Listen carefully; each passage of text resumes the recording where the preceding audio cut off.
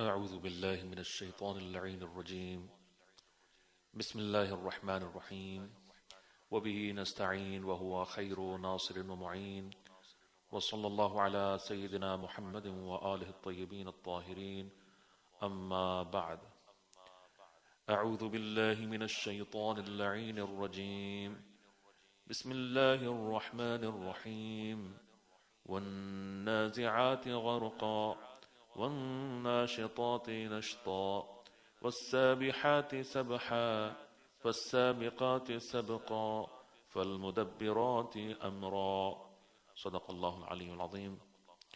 Dear brothers and sisters, Assalamu Alaikum wa rahmatullahi wa barakatuh. Alhamdulillah, Allah subhanahu wa ta'ala has given us another opportunity to be in the month of Ramadan. This Ramadan, we have many opportunities to work on building of our soul and nafs by acquiring as much knowledge of the Quran and Ahlul Bayt alayhim as-salam as we can. Quran is, alhamdulillah, full of amazing lessons and teachings which can change the course of our lives if we reflect on them and implement them in our lives.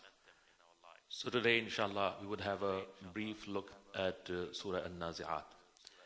So Surah An-Naziat is called An-Naziat because it begins with Allah subhanahu wa ta'ala's qasam and oath upon the Naziat. And what is Naziat? Naziat, it refers to the angels who take the souls of the dead people. And different categories of angels have been mentioned here. And Allah subhanahu wa ta'ala takes the oath upon them. So according to Tafsir and Namuna, the content of this surah is summarized in 6 parts. Number 1, emphasis on the happening of the Day of Judgment using several oaths by Allah subhanahu wa ta'ala. And number 2, mentioning the horrible and terrifying scenes of the Qiyamah, the Day of Judgment. And number 3, a brief and short look at the story of Hazrat Musa alayhi salam and the destiny of Pharaoh, which is both a cause of relief for the Prophet sallallahu alaihi wasallam and the believers. And number 4, it mentions the examples of the signs of Allah subhanahu wa ta'ala's power in the heavens and on the earth, which are the reasons for the possibility of the hereafter and the life after death.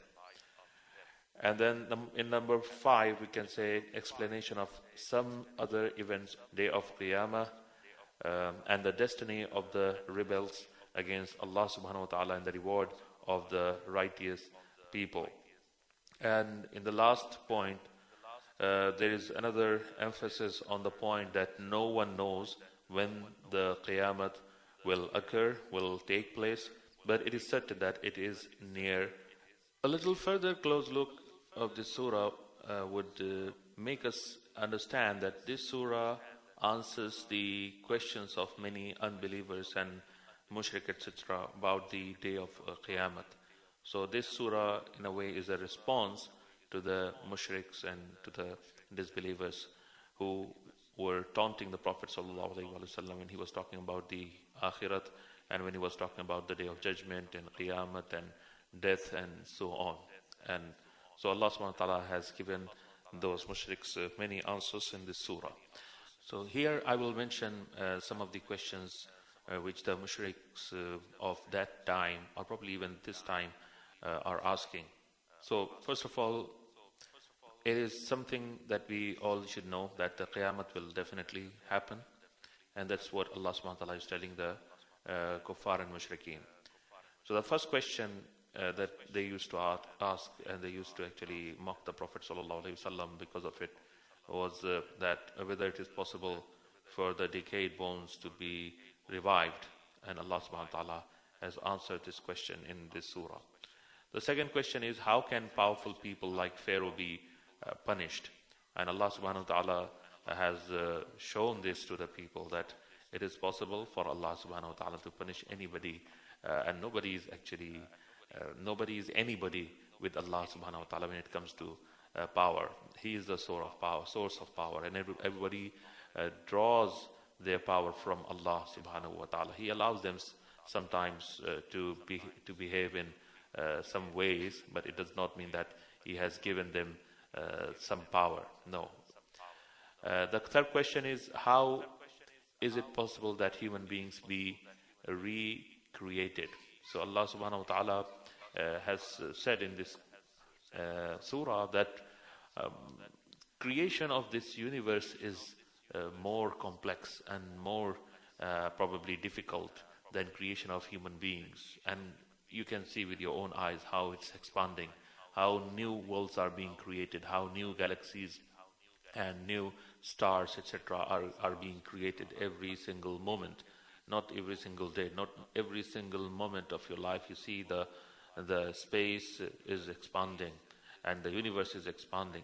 So that is actually greater than your own creation. So if you look at that, you would realize that your creation is not very difficult with Allah subhanahu wa ta'ala. So it is possible that human beings will be recreated. And the fourth question they used to ask was, when does the Judgment Day take place?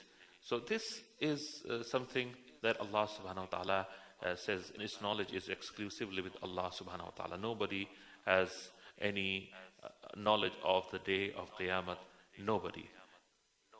So Alhamdulillah, now we have looked at the questions and their answers in the Surah Naziat. We would look at one of the points mentioned in the surah. In ayah number 30 and 31, Allah subhanahu wa ta'ala says, وَالْأَرْضَ بَعْدَ ذَلِكَ دَحَاهَا. So here Allah subhanahu wa ta'ala is mentioning the expansion of the earth, which is called Dahwul Ard in Islam. So Allah subhanahu wa ta'ala is referring to the appearance of the lands of the earth out of water in this part of the surah. So He says, thereafter He spread out the earth, brought forth from it its waters and pastures. So according to some ahadith and all Islamic sources, all the lands of the earth were first under water, then they appeared out of water. In some ahadith and historical books too, it is mentioned that the first place on the earth which appeared out of water was the land of Makkah or the Kaaba. According to ahadith and books of fiqh, Dahwul Ard happened on Zulqa'dah 25th, and fasting on this day is mustahab. So every year on 25th of Zulqa'dah, the Dahwul Ard day is celebrated in Islam, and it is mustahab to do the ibadat of Allah subhanahu wa ta'ala on that day. Now we would look at the merits and benefits of reciting the surah. In ahadith, many fazail and merits are mentioned for reciting Surah Naziat, including the point that hisab of such reciters, reckoning of such reciters' deeds on the day of Qiyamah will take as short as the time needed to perform one wajib namaz until he enters the paradise. So whoever recites this surah, inshallah, his hisab would be very quick, very easy on the day of judgment. And that he will not be alone in the grave and on the day of judgment.